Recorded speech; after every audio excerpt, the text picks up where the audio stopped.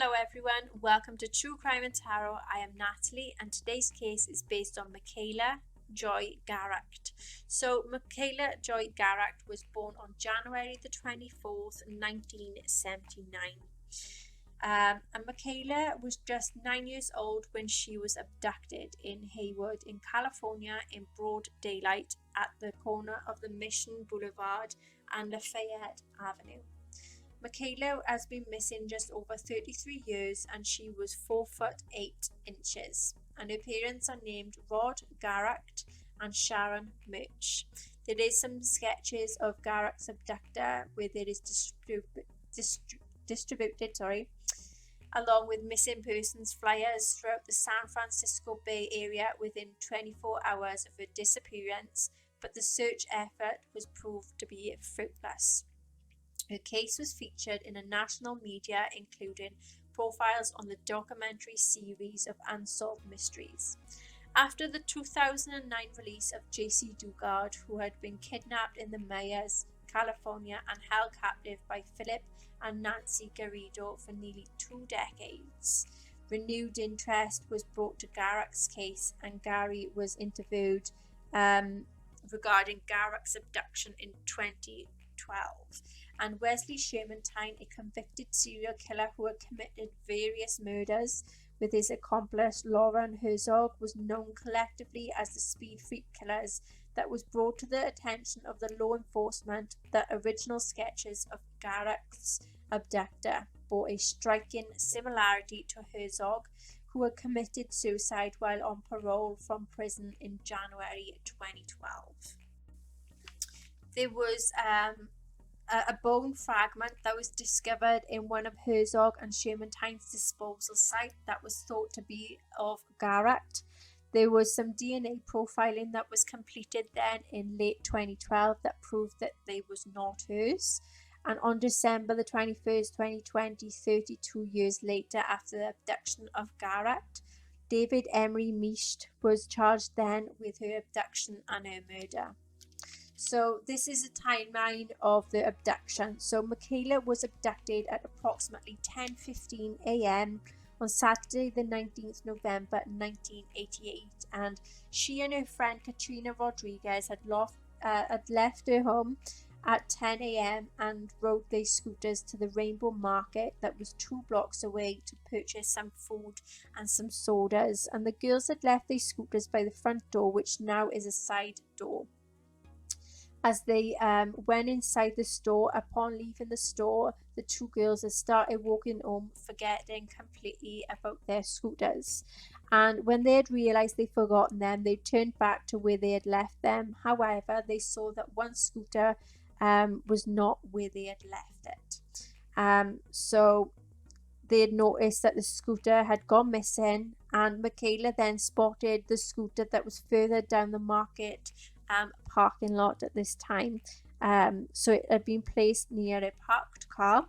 When Michaela bent down to pick up the scooter by the handles, there was an unidentified white male then that came out of the parked car and had picked her up with his right arm and around her waist and put her into his car as she had screamed. Rodriguez then had recalled the scene, saying, "I looked up when I heard a scream, and when I saw a man putting her into the car, she was still screaming. I just stood and watched, frozen in shock. The only witness to the abduction was Rodriguez, and she had ran back into the store to get help, and the abductor had escaped with Michaela while Rodriguez had notified a female clerk in the store, who had phoned the police to try and report the kidnapping. At the time of the abduction, Michaela was wearing a t-shirt with the word Metro on it on the front and rolled up denim jeans. She also had black Mary Jane shoes, pearl-coloured feather-shaped earrings, and then in the 911 call, the transcript, the female store clerk had then said, described the man who had allegedly abducted Garecht then, and they had said that he was a hippie-like in appearance. However, it was subsequently revealed that the clerk then had offered an incorrect description of the man and had inadvertently then mistaken him for someone else that she had been seen driving a burgundy coloured car that was a false man, and that he had a moustache that looked in his 30s. So this false description, which was erroneously distributed in the media for nearly 2 days following the disappearance. The journalist Dennis Oliver commented then, for 2 days, the Hayward Police Department allowed media to publish false descriptions of the suspect, and the first opportunity and the best opportunity to rescue this girl was immediately,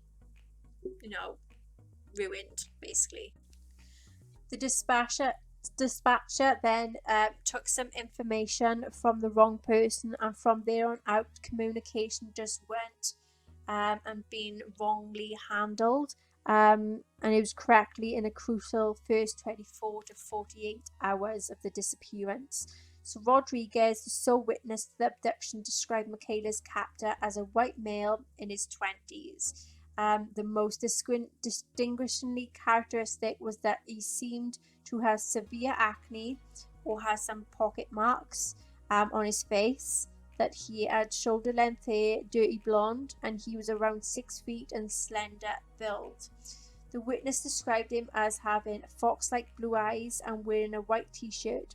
According to Michaela's friend, that the abductor drove a large older model American-made sedan, and it was possibly a 4-door vehicle and was either cream or tannish gold in colour.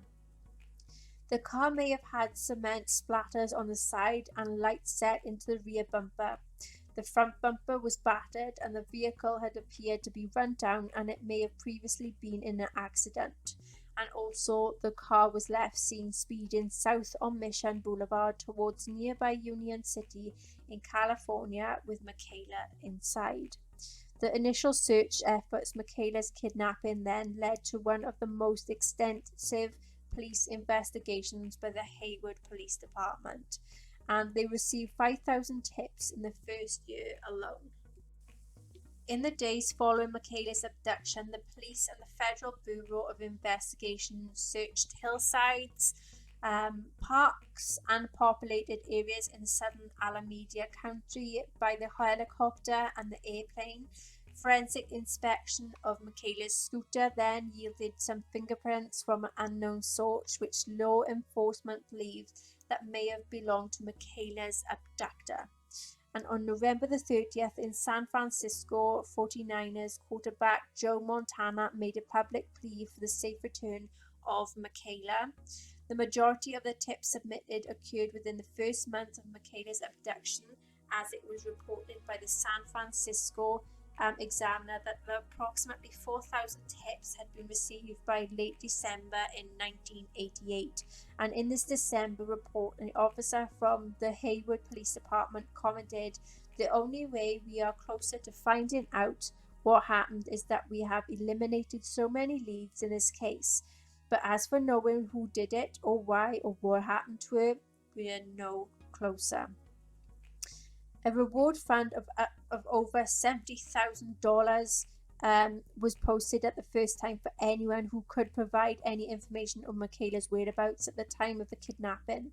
Michaela's photo was featured as a missing child on milk cartons and on billboards nationally, and thousands of flyers and posters were spread throughout the community.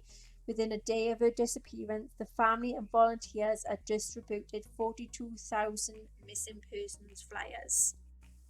In December in 1992, a false lead was produced in Michaela's case when a prison inmate in Indiana named Roger Haggard claimed to have buried Michaela's body in the Hunters Point area of San Francisco upon further inquiry. Haggard alternately claimed to buried Michaela in a gladius field in Union City. And Haggard was flown to San Francisco to recover Michaela's body, but after 8 hours of inspecting the alleged field, he admitted he had invented the story, resulting in an additional 6.5 years being added to his pre-existing sentence in 1994. The Daily Review reported that the police had followed up more than 15,000 leads. More than 3 decades later, the investigation at the Hayward Police Station continues. The chief investigator, Inspector Robert Lampkin, declared, "We'll go anywhere, any corner of the earth to try and bring Michaela back home." The later developments and suspects were Tim Bidner. So law enforcement considered that the kidnapping of Amber Schwartz in Pinole in June 1988 as potentially connected, given to proximately to Haywood, and Tim Bidner, a man who injected himself into the search of Amber, became a suspect in her disappearance as well as those of Michaela's. He was also considered a suspect in the disappearance of Eileen Micheloff as well, which was a 13-year-old who vanished from Dublin in California in 1989, and Amanda Campbell. However, Bidner was repeatedly denied any involvement in any of the disappearance. In the 1997, there was a book titled Stalemate, a shocking true story of a child abduction and murder by a forensic psychologist, John Philippin, that was published detailing Bidner's involvement in the investigations surrounding these various disappearances. Then we have Philip Garrido. The 2009 reappearance of the kidnapped schoolgirl J.C. Lee Dugard, after 18 years in captivity, led police to be initially hopeful that JC's abductor, Philip Garrido, might have also been involved in Michaela's disappearance. Haywood is within a hour's drive, and there is Garrido's Antioch home in Contra Costa County, and Michaela's abduction took place 3 months after Garrido, and he was freed from prison for rape and kidnapping, like Michaela. JC was also thrown into the back of a car in broad daylight and in the presence of some witnesses. The general description of the kidnapper and the car used in both kidnappings are also very similar.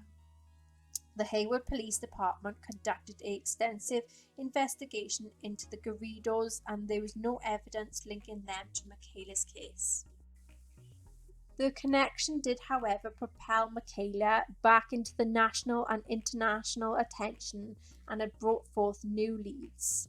We have Lauren Herzog. So in August 2012, Wesley Shermantine, one of the so-called speed freak killers, also wrote a letter to the Stockton Record after his partner in crime, Lauren Herzog, had committed suicide in January 2012, in which he pointed out that the Herzog bore a resemblance to the composite of the person who had kidnapped.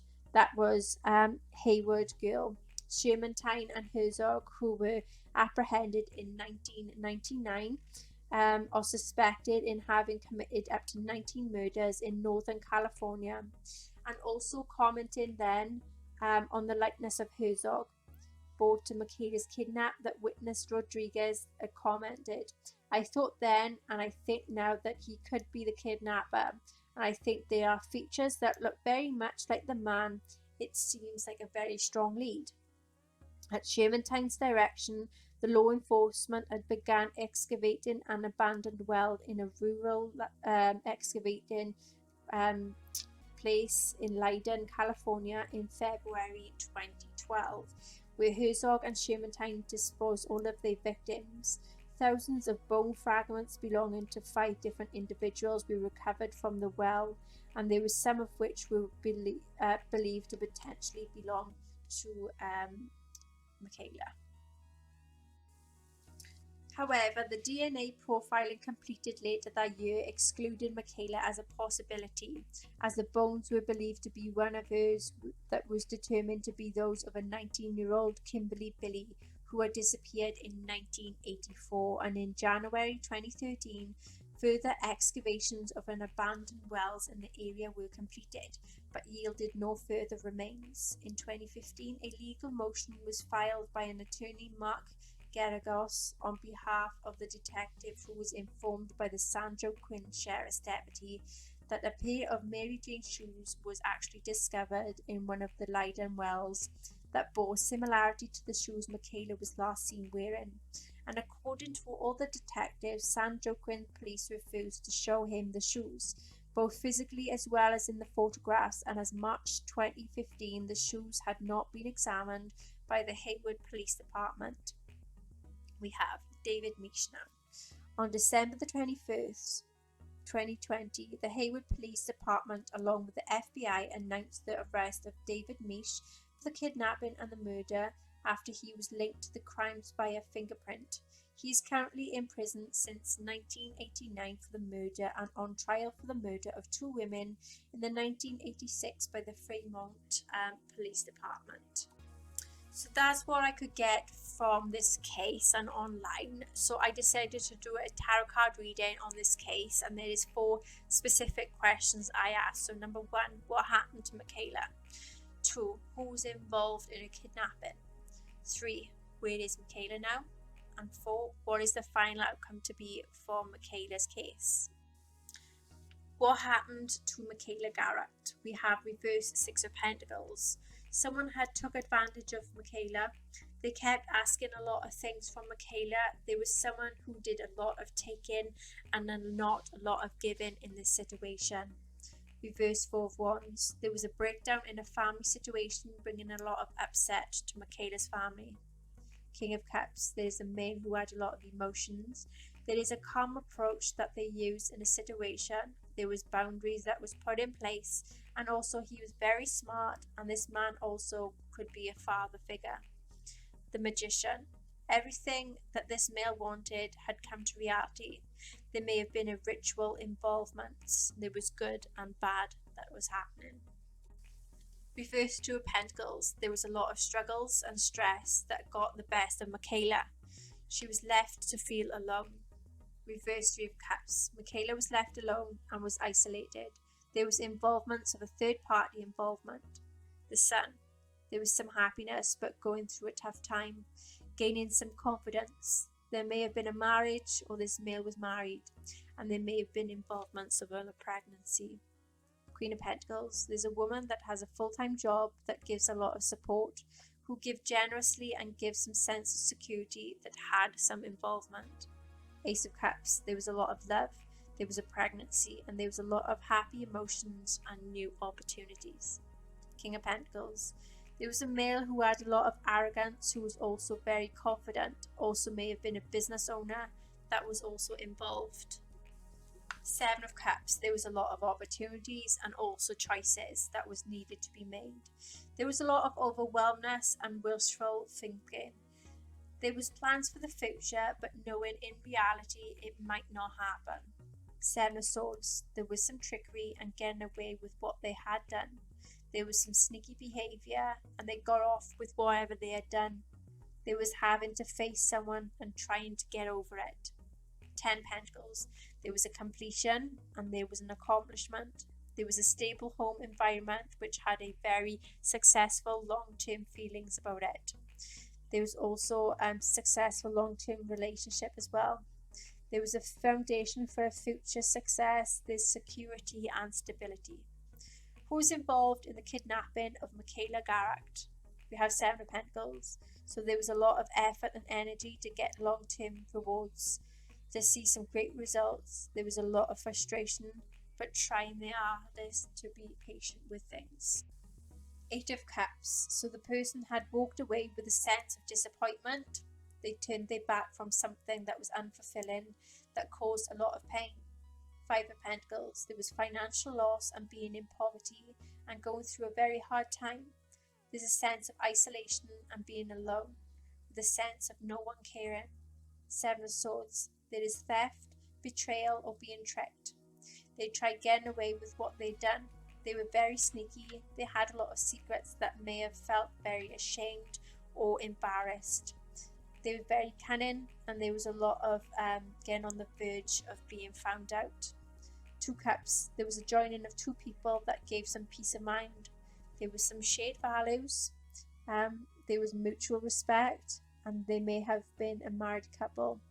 There was a lot of communication, and there was a lot of trust that was between these pair. Reverse 5 of Wands. There was some internal conflict and not knowing what to do next. There was someone who disagreed on something. There was a struggle and trying to work through their anger and their hostility. Reverse Temperance. There was involvement of risky business and being involved in someone's drama. They was not willing to listen to their partner, and it caused a lot of arguments and point scoring against one another.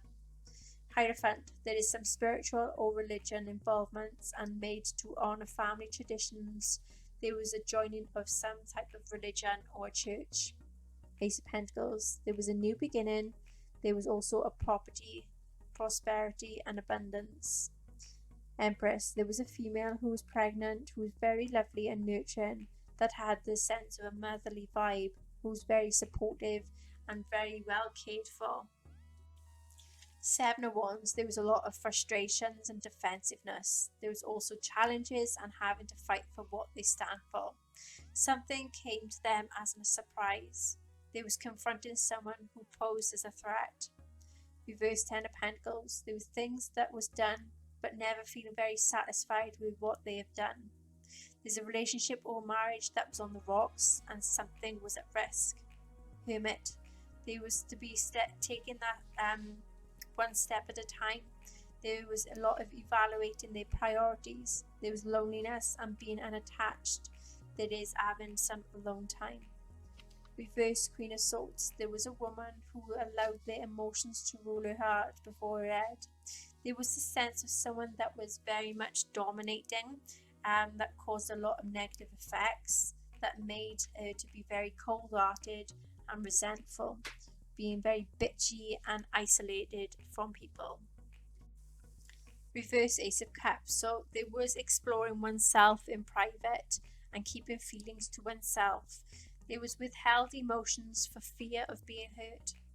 Where is Michaela Garecht? Moon, there's fears and painful memories, and there is to be feelings of being ignored.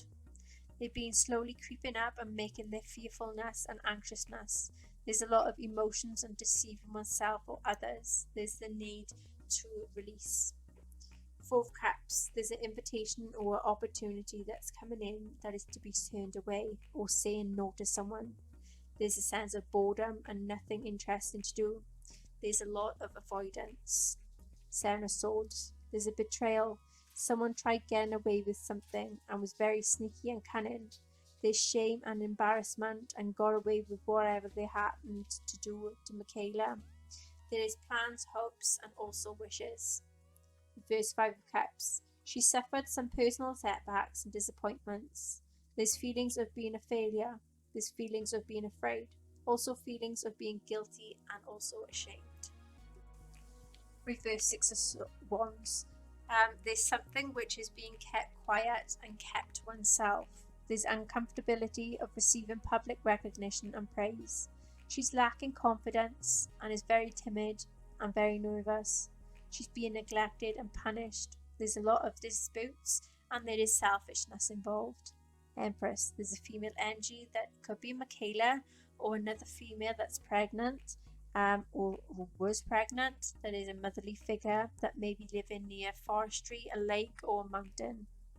Reverse King of Pentacles, there's a male who neglects Michaela, who has money obsessions. There's a lot of poverty that is impacting on this male. Fool, there's a new beginning and an opportunity.